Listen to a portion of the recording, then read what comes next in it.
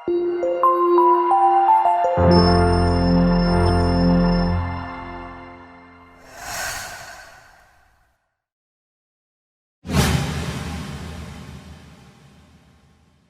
मैं lecture number 6 लेकर आ गया हूँ ऑप्टिक्स का।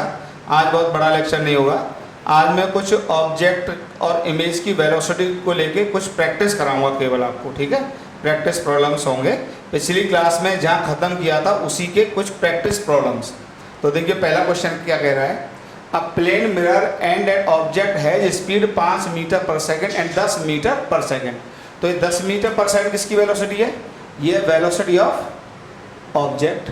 और 5 मीटर पर सेकेंड किसकी है? वेलोसिटी ऑफ मिरर, ठीक है, respectively. If the motion of the mirror and object is along the normal of the mirror then find the possible speeds of the image. तो अब देखिए यहाँ पर क्या है कि आपको यहाँ इस क्वेश्चन में ऑब्जेक्ट की वेलोसिटी 10 मीटर पर सेकेंड दी हुई है केवल मैग्नीट्यूड में, और मिरर की वेलोसिटी 5 मीटर पर सेकेंड दी हुई है केवल मैग्नीट्यूड में, लेकिन ये नहीं दिया कौन किस डायरेक्शन में जा रहा है, ठीक है। तो सारे पॉसिबिलिटी हमको लेने पड़ेंगे। तो देखो क्या क्या पॉसिबिलिटी हो सकते हैं। तो देखिए सॉल्यूशन लिखता हूँ मैं इसका। भाई पहला पॉसिबिलिटी हो सकता है कि मिरर मान लीजिए 5 से इधर जा रहा है, ठीक है, और ऑब्जेक्ट भी भैया 10 से इधर जा रहा है। ये हो सकती है पहली पॉसिबिलिटी। तो अगर ये पॉसिबिलिटी होगी तो दूसरी पॉसिबिलिटी क्या हो सकती है कि मिरर 5 से इधर जा रहा है और ऑब्जेक्ट 5 से नहीं 10 से इधर जा रहा है। ये हो सकती है सेकंड पॉसिबिलिटी। यही तो हो सकता है। फर्स्ट पॉसिबिलिटी है। थर्ड पॉसिबिलिटी क्या हो सकती है? ये जो मिरर है वो 5 से इधर जा रहा है और जो ऑब्जेक्ट है वो 10 से इधर जा रहा है। और फोर्थ पॉसिबिलिटी मैं यहाँ लिख देता हूँ, चलो बना दूंगा फोर्थ पॉसिबिलिटी। फोर्थ पॉसिबिलिटी क्या हो सकती है, यहाँ बना देता हूँ। फोर्थ पॉसिबिलिटी हो सकती है कि मिरर 5 से इधर जा रहा है, ठीक, मिरर 5 से इधर जा रहा है 5 से, और ऑब्जेक्ट 10 से इधर जा रहा है। ये सब पॉसिबिलिटी हो सकती है। अब सभी केसेस में हमको इमेज की वेलोसिटी फाइंड आउट करनी है। कंसेप्ट वही यूज करेंगे कि ऑब्जेक्ट की वेलोसिटी इमेज पर क्या प्रभाव डालती है। इमेज की velocity opposite to the object velocity होती है लॉन्गिट्यूडनल के लिए, ठीक, और डायरेक्शन क्या होता है? अपोजिट होता है, मैग्नीट्यूड सेम होता है। जैसे यहाँ पे 10 से जा रहा है तो जो इमेज बनेगी वो 10 से इधर आएगी। किसका प्रभाव? इसका प्रभाव 10 होगा। और मिरर की वेलोसिटी का प्रभाव क्या होता है? उसका डायरेक्शन वही रहता है लेकिन मैग्नीट्यूड डबल हो जाता है। तो इधर क्या मिलेगा? 10 मिलेगा। तो यहाँ पे बताइए इमेज की वेलोसिटी आ जाएगी 0। क्लियर? अब यहाँ पे देख लो, अब ऑब्जेक्ट 10 से इधर जा रहा है तो जो इमेज होगी बताइए इसकी वेलोसिटी का प्रभाव क्या होगा? इस पर 10 इधर होगा, इफेक्ट होगा, और 5 ये इधर जा रहा है तो ये इधर इसका डबल मिलता है इसको, तो इधर डबल मिलेगा तो 10 मिलेगा। तो यहाँ पर इमेज की वेलोसिटी कितनी हो जाएगी? 20 मीटर पर सेकेंड हो जाएगी, ठीक है। यहाँ पर आ जाओ जरा, यहाँ पर क्या होगा? ये जो इमेज होगी ये 10 से इधर जा रहा है तो ये 10 से इधर जाएगा। इसका इफेक्ट सेम आता है, बस डायरेक्शन पलट जाता है। ये 5 से इधर जा रहा है तो इसका इफेक्ट डबल आएगा लेकिन डायरेक्शन नहीं होगा। तो यहाँ पर इमेज की वेलोसिटी आ जाएगी 20 मीटर पर सेकेंड। क्लियर हुआ? यहाँ पर आ जाओ जरा, यहाँ पे क्या इफेक्ट रहेगा? यहाँ पे जो इफेक्ट रहेगा इमेज की वेलोसिटी पर, देखिए ये 10 से इधर जा रहा है तो ये 10 से इधर जाएगा और इसका इफेक्ट इस पर डबल जाएगा। ये 5 से तो ये हो जाएगा इधर 10 से। तो यहाँ पर इमेज की वेलोसिटी क्या आ जाएगी? 0 आ जाएगी। शायद ये पॉसिबल स्पीड्स हैं। तो अगर मल्टीपल चॉइस क्वेश्चन होता है तब भी हो जाता, सिंगल चॉइस होता तब भी हो जाता। तो इमेज की वेलोसिटी इस केस में 0, इस केस में 0, इस केस में 20 और इस केस में 20। तो पॉसिबल स्पीड, तो जो आंसर हो गया possible speed of image can be 0 metre पर सेकेंड एंड 20 मीटर पर सेकेंड। ठीक है बेटा, ये पहला क्वेश्चन हो गया, आराम से समझ लो, एकदम नॉर्मल क्वेश्चन। ये पहला क्वेश्चन हो गया, ठीक है। हटाएं, स्क्रीनशॉट ले लो, आराम से समझ लो। भाई ऑब्जेक्ट और मिरर की वेलोसिटी दी हुई थी पर डायरेक्शन नहीं दिया था। तो हमसे पूछा था इमेज की वेलोसिटी की क्या क्या पॉसिबिलिटी हो सकती है। तो हमने ऑल पॉसिबल केसेस बना लिए, इस तरह से उसका निकल के आंसर आ गया। ठीक है, अगला क्वेश्चन देखते हैं।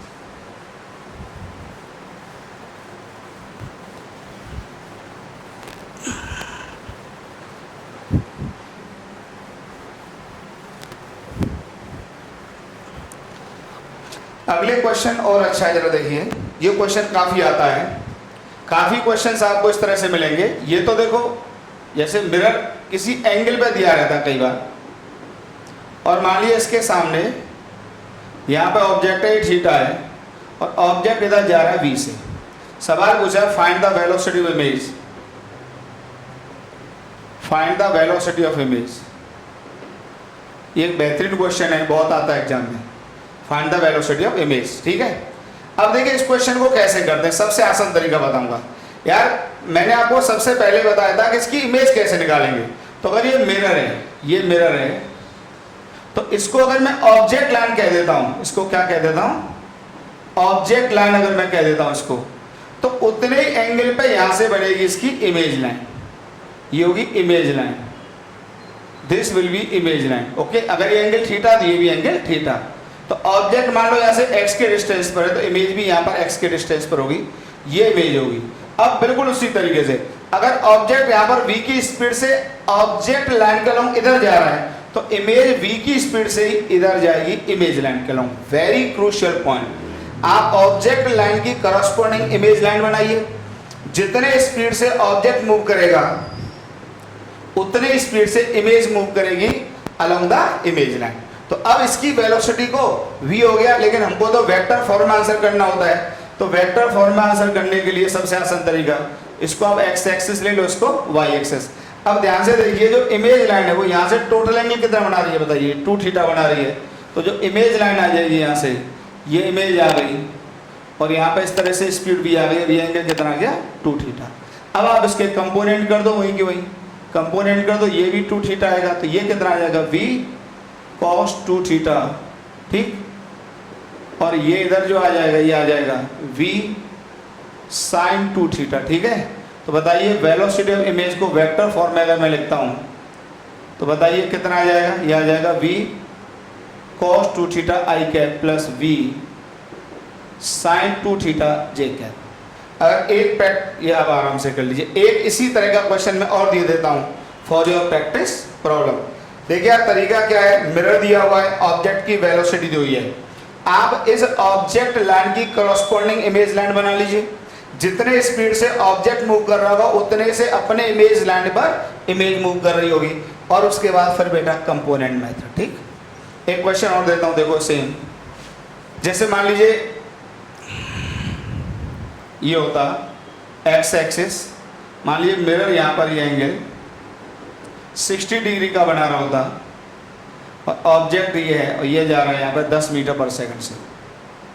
ठीक, मिरर फाइंड द, सवाल फिर से वही है, find the velocity of image, find the velocity of image. तो कुछ भी नहीं है। अब देखिए अगर इसको मैं ऑब्जेक्ट लाइन कह दे रहा हूं, जैसा कि मैंने पिछली क्लास में बताया था, अगर मैं इसको ऑब्जेक्ट लाइन कह रहा हूं तो इमेज लाइन यहां से 60 डिग्री पर इस तरह से आ जाएगी। ये क्या हो जाएगी, image line. This will be the image line. ये 60 तो ये भी 60 और ये भी क्या आ जाएगा, 60 आ जाएगा। अगर ऑब्जेक्ट यहाँ से x के दूरी पर होगा तो इमेज भी यहाँ से x के डिस्टेंस पर होगी। और अगर ऑब्जेक्ट यहाँ पर 10 से जा रहा है तो इमेज भी यहाँ 10 से जा रही होगी। ये होगा, इस तरह से डायग्राम बनेगा। अब आपको इसको वेक्टर फॉर्म में लिखना है तो कुछ है ही नहीं, तो वेक्टर फॉर्म में देखिए कैसे लिख देंगे बताइए। यहाँ से 60, ये 60, तो यहाँ से भी एंगल कितना बन गया, 60 बन गया। तो यहाँ पर इस तरह से ही आ जाएगा, ये 60, ये इमेज हो जाएगी और ये इधर जा रहा होगा 10 से। ओके, अब यहाँ पे कंपोनेंट कर दो इसके, ये 60 तो ये भी 60 आएगा। यहाँ पर आ जाएगा 10 cos 60, ये आ जाएगा 10 sin 60। बताइए 10 cos 60 कितना होता है, 5 होगा। और sin 60 कितना होगा बताइए, √3/2 नहीं, ये हो जाएगा 5√3। और अगर वेलोसिटी ऑफ इमेज को वेक्टर फॉर्म में लिखोगे तो इमेज की वेलोसिटी बराबर, बताइए ये कंपोनेंट और ये कंपोनेंट। ठीक है, तो क्या आ जाएगा बेटा बताइए, -5i कैप प्लस ये कितना आ जाएगा, 5√3j cap. This is the answer, this is the answer of this question. ठीक, देखो जरा, ठीक है बेटा, आराम से उतार। यही एकमात्र तरीका, कितने भी क्वेश्चंस हो, कॉन्सेप्ट अल्टीमेट आप लगाइए, कभी क्वेश्चंस में अटकोगे नहीं। हटा दूं, फिर देखिए कुछ ऐसे क्वेश्चन आते हैं, बहुत अच्छा क्वेश्चन है, फिर लिखता हूं। A plane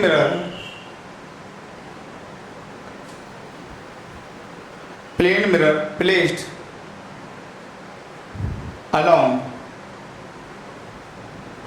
XZ plane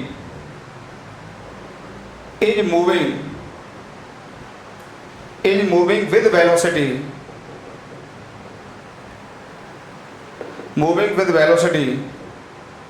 minus 3i 5j cap minus 4k cap.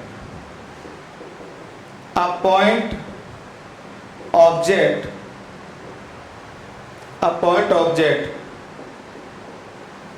in front of the plane mirror is moving with speed with velocity minus 2i minus 4j plus 4k cap. Find the velocity of image. ठीक है, आराम से pause करके try करो, पहले 1 minute pause करके try करो, 1 minute.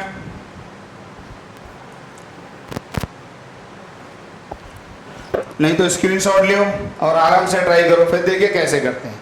ठीक है, सॉल्यूशन देखिए ये इस बात, अब यहाँ पे 3D में वेलोसिटी दी है, जैसे ही 3D में वेलोसिटी आती है बच्चों को डिस्टर्बेंस शुरू हो जाता है, परेशान हो जाते हैं, कुछ भी नहीं यार। ये उस कॉन्सेप्ट क्या इसमें यूज होगा, कॉन्सेप्ट जो बता दूं पहले ही, हालांकि पहले ही बता चुका हूं कि देखिए अगर मिरर के प्लेन में कोई भी वेलोसिटी आती है, मिरर के प्लेन में कोई भी वेलोसिटी वो चेंज नहीं होती है, ये प्लेन में तो ये एज इट इज रहती है, ध्यान से देखना। और ये वाली वेलोसिटी जो होती है नॉर्मल वाली v1 ये अपोजिट हो जाती है, इतना ही तो काम करना है। ठीक है, और यही काम मिरर का होता है। अगर इसमें मिरर और मूव कर जाता, मान लो मिरर इधर भी मूव कर जाता v2 से और इधर मूव कर जाता v3 से, तो v3 का तो कोई इफेक्ट इमेज पर आता नहीं है, कोई नहीं आता है v2 का। v3 इसी डायरेक्शन में कितनी हो जाती बताइए, v3 डबल मिल जाती है, प्लस 2 टाइम्स ऑफ v3। यही तो कॉन्सेप्ट बताया था, और है क्या, मतलब इस वेलोसिटी का कोई फैक्टर नहीं आता इमेज में, और ऑब्जेक्ट की इस वेलोसिटी एज इट इज रहती है और ये उल्टी हो जाती है, इतना आसान है। अब देखिए ध्यान से देखो, अगर मैं ये चलो मिरर दिया ये रहा, अब सबसे पहले किस प्लेन में बताइए, एक्स जेड प्लेन में, कोई 3D बनाने की आवश्यकता नहीं है। इसका मतलब जो नॉर्मल होगा, नॉर्मल किधर होगा बताइए, वाई एक्सेस में।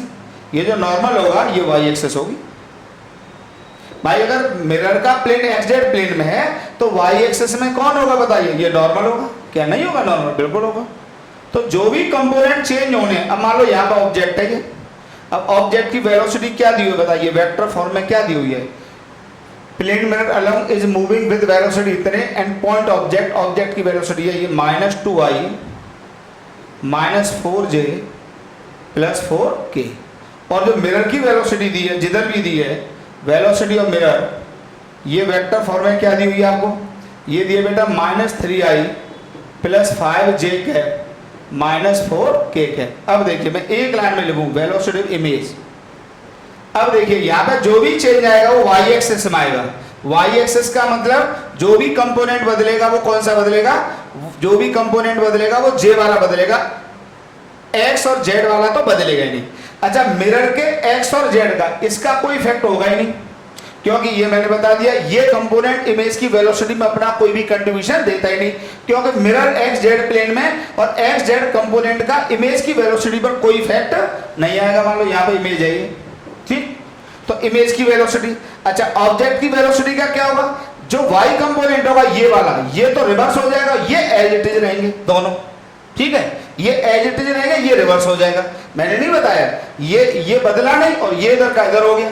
तो देखिए इमेज की वेलोसिटी ये एज इट इज रहेंगे, तो माइनस 2i प्लस 4k नहीं बदलेंगे, और ये उल्टा हो जाएगा, मतलब क्या हो जाएगा 4k कैप हो जाएगा। तो ये तो किसका इफेक्ट आ गया, ऑब्जेक्ट का इफेक्ट आ गया, ऑब्जेक्ट का इफेक्ट,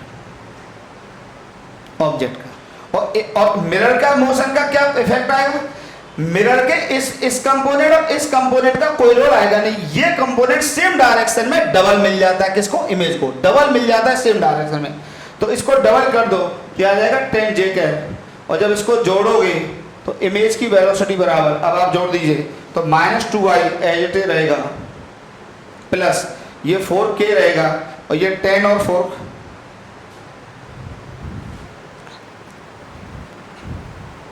कौन सा डबल हो गया, जे वाला ये जे वाला डबल रहेगा, यहाँ पे जे आएगा तो ये जे 4k, तो ये जे कितना हो जाएगा इसमें, यहाँ पे ये जे रहेगा, क्योंकि इसका उल्टा करेंगे ना, ये जे का, तो ये आ जाएगा -2i, अब ये जे कितना आ जाएगा 14 j कैप और plus 4k cap, this is the answer. Okay बेटा, कुछ है ही नहीं, बहुत आसान है चीज़, जो मैंने पिछली क्लास में पढ़ाया उसी की प्रैक्टिस को आगे बढ़ा रहे, आराम से देख लो, स्क्रीनशॉट लेके देख लो आराम से, हटाएं।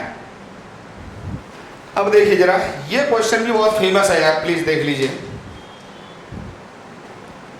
इसमें ये क्वेश्चन दिया हुआ है, ये मिरर है और इसके सामने ऑब्जेक्ट है एट रेस्ट, और सवाल ये दिया है, अगर मान लीजिए मिरर इधर मूव करने लगे v से थीटा के एंगल पर, तो find the velocity of image.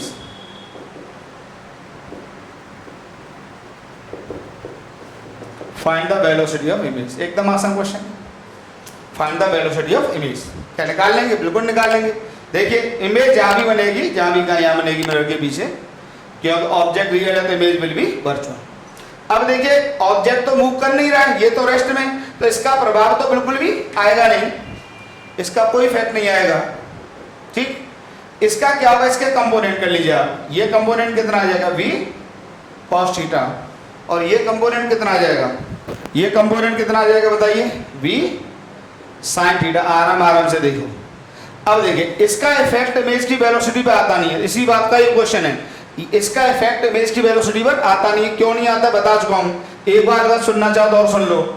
इसलिए नहीं आता है कि मान लीजिए यहाँ पे ऑब्जेक्ट है और मिरर मूव कर भी जाए, तो यार इमेज तो अभी भी यही बनती रहेगी ना, अगर इमेज 10 मीटर पर सेकंड से चला भी जाए तो इमेज थोड़ी ना मूव करेगी भाई, ये तो 2 रे चाहिए इसको बनाने के लिए इमेज को, वो अभी भी बना देगा, इसको आगे बढ़ जाने तो क्या फर्क पड़ रहा है। तो इसकी मिरर के इस वाले कंपोनेंट ऑफ वेलोसिटी का इमेज के वेलोसिटी पर कोई इफेक्ट नहीं आता, और इसका क्या इफेक्ट आता है, ये सेम डायरेक्शन में डबल हो जाता है, तो इसी का इफेक्ट आएगा, तो इमेज हो जाएगी 2v sin थीटा से मूव करने लगेगी। Okay, this is the answer, ठीक है, दिस इज द आंसर। हटा रहा हूं, और एक क्वेश्चन देखिए, और एक क्वेश्चन देखिए, ये भी बहुत फेमस क्वेश्चन है, बहुत अच्छा क्वेश्चन माना जाता है।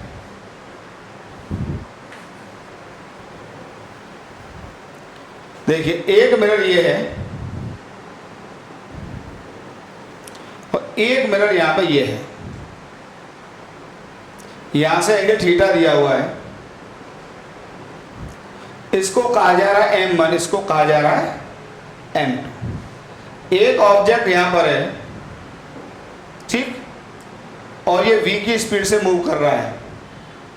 सवाल पूछा है, ये m2 का मिरर है, अब इसकी 2 इमेज बनेगी, याद देखो, इमेज इसमें भी बनेगी I2 और एक इमेज इसमें ही बनेगी, इसको हम पहले बता चुके थे, पीछे बढ़ा के बनाते हैं, एक इमेज इसमें बनेगी I1, ठीक। सवाल पूछा है फाइंड द